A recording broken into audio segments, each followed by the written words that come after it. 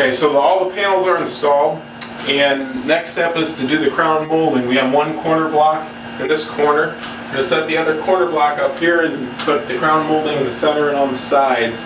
Crown molding block, pretty simple installation. We have a little angle bracket screwed into the stud in the corner, and then it rests, the quarter block rests right on top of that angle bracket. And then you can silicone it into place before you set it up there, or just wait to install everything and then color match it in. Either way, it should hold just fine.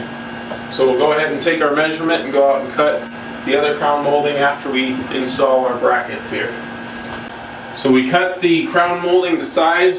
We already installed the back piece.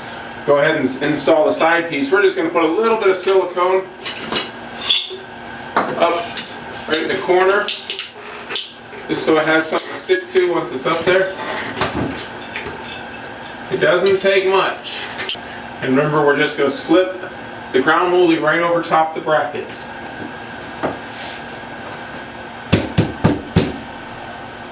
See how the caps the panel, and it's installed right up tight.